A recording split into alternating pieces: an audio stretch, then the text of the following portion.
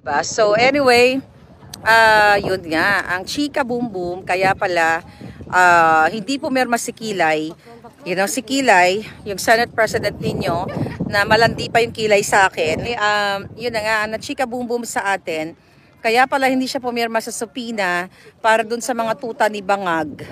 'Di ba? Yung sila Torre, yung mga cabinet secretaries nakasabwat. Ayun na nga, habang kaya hindi kaya mga kababayan, kaya hindi pumirma si Kilay sa subpoena kasi siya ay may pangarap na tumakbo sa 2028. So nakipagsabuatan kay Bangag, inutusan ni Bangag, ng gobyerno ni Bangag at ni Lisa Tanas na wag pirmahan yung subpoena para nga dito sa pagpapatawag dyan sa Foreign Relations Committee, kung saan sasagutin mananagot sila o sasagutin yung mga katanungan kung sino ang nag-provide ng eroplano para abdakin o dukutin si Pangulong Duterte, sino yung mga kasabwat, kasi nakarating sa atin na impormasyon si Ramon ang di umano ang may-ari nitong eroplano na pinasakyan kay Pangulong Duterte sa kanyang pagdukot.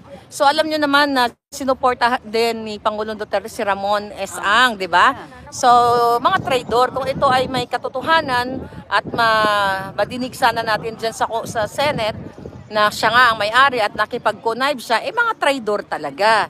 Ulinigan ko, ayon sa ating puting ahas, ito pala si Kilay ay, alam naman natin nakipagsabuatan talaga sa gobyerno ni Lisa Tanas. Ginawa nga siyang waiter, hello? Diba? Nagmumukha siyang tanga, ginawa siyang waiter ni Lisa Tanas, pero mukha pa rin siyang tuta. Kaya isa siya sa 5 tuta ni Bangag. Diba? Actually, hindi lang 5 tuta, maraming tuta. So ngayon, dahil nga nasunog si John Vic Remulla na crush ni Satanas, imagine that, na gustong tumakbo yan sa 2028. Diba, sinabi ko sa inyo na nagbiga-biga si Lisa dyan kay John Vic. Crush na daw si John Vic. And now, dahil nasunog at nakita ang kabobohan ni John Vic Remulla, ang katangahan, dahil nahuli mismo sa nga bells niya na magkasabwat sila, group effort sila, nung pinlano nilang kinidnap ang Pangulong Duterte. Kaya ngayon, si Kilay naman ang pumuporma. Pumuporma siya ngayon sa Bangag administration para ma-endorse siya for 2028. 'Di ba? Kasi nga si Tambalos Ros at itong si Satanas hindi nagkakasundo dahil pareho silang greedy.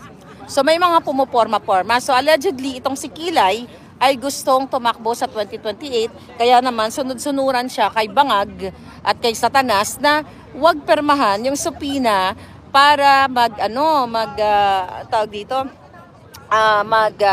appear itong mga resource person dyan sa Senate hearing. Hiyang ito sa Senate, 'di ba?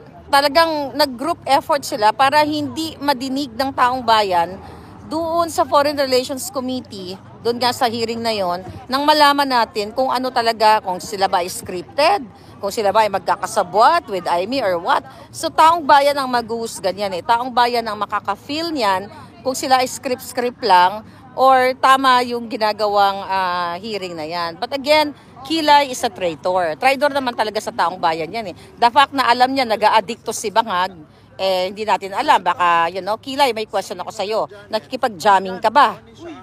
Diba? Nagsusuyop ka rin ba? Sumisingot ka rin ba? Kasi, the fact na abogado ka na yung portrayal ay matinong tao, walang matinong tao na nakikipagsabuatan sa mga addictus, 'di ba? Sa mga hayok sa ipinagbabawal na Pero ito breaking news. It's not really news actually. Allegedly, hindi pa to confirm, nililiwanag ko, sabihin naman nila fake news ito, hindi pa to confirm. So baka may gustong mag-confirm nito na balita na may na-receive kasi sa ako na 3 tao na nag-text, isa sa Malacanang, yung dating nandoon sa loob, then yung 2 na nagtrabaho din kay Bangag, allegedly si Bangag ay isinugod sa hospital.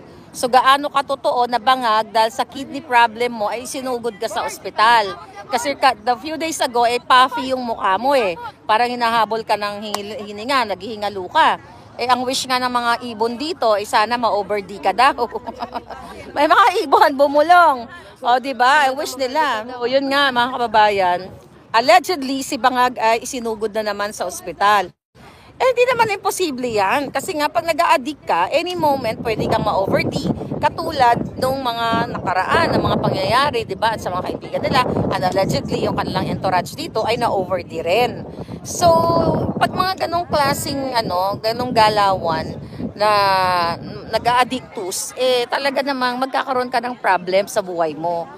Alam mo, kung mategi si Bangag, for sure tatago nila yan. Let's say, for example, no, kung mategi si Bangag, kunyari, bigla siyang hindi na makahinga, tapos for sure, itatago nila yan, di ba? Baka saksakan ng forma. Para saksakan, tapos itatago nila, kunwari, nasa bakasyon, dapat, yung mga puting ahas ko, please confirm kung saan ospital, kung nasugod man siya, let me know. Pero again, ang sinasabi ko dito sa inyo, may nakarating sa akin information. 3 tao. So, totoo ba? Kasi sinungaling naman yung Malacanang. Kailan ba nagsasabi ng totoo to? So, tignan natin kung ano ang nangyari kay Bangag. Kung siya ba ay buhay pa. Baka nguwi-ngiwi. Ngiwi-ngiwi. Oo. Ang dami kasing... Alam nyo, tignan nyo yung mga gumagawa ng katarantaduhan sa bayan. Inaaratay na sila ngayon. Diba? Ang daming mga inaaratay ngayon. Kahit kung ma-hospital man yan, hindi naman nila aaminin yan. Tignan mo si Satanas, nagpatusok ng kung ano-ano. Ano ang sabi niya? Nadapa siya sa pavement. Tapos may allergy ang gaga. Itinuslok naman ni Dr. A yung kanyang feslak. Saan ka? Paano paniniwalaan yan, right? Paano mo pa maniwalaan yan palangga? So, hindi sana liwanagin, hindi sasabihin ng gobyerno ni Bangag kung na-hospital siya o hindi. Puro pagsisinungaling talaga lahat yan. Diba? Kaya ikaw, Kilay, huwag ka mag-ambisyon na manalo ka sa 2028. Diba? Unless na lang kung dagdagan mo pa yung kilay mo sa taas. Diba? O maglakad ka rin sa bato-bato. Diyos ko, magsama kayo ng jowa mo na mga parang may mga may mga sapi. Diba? Para kayo may mga sapi. Yung isa nagpakilay. Yung isa nagmo-model sa bato-bato. Ano yan? Nasa nangangarap ka maging presidente, hindi ka mananalo. Hindi ka mananalo dahil anytime soon, baka may bago na tayong presidente. Anyway, naabangan pa rin namin dito. Waiter. Di si Kilay. So, inaabangan pa rin namin kung darating si Vice President. But it's 4:48 na dito sa The Hague. So, andito pa rin kami. Kanina pa napag-chika-chika. Nakikain na ako ng empanada. Nakapagkape na ako. Nachismis na nila yung mga kapitbahay nila. So, andito pa rin kami. Sama-sama. Diba? So, anyway, ayan po yung background. Ay, penitentiary. Kung pwede nga lang lumipad ako. Kung minana ko lang talaga yung gahom ng lola ko. Alam niyo yung gahom, yung power. Kung nilunok ko lang, pwede na akong lumipad na parang aswang at dagitin ko si Pangulong Duterte.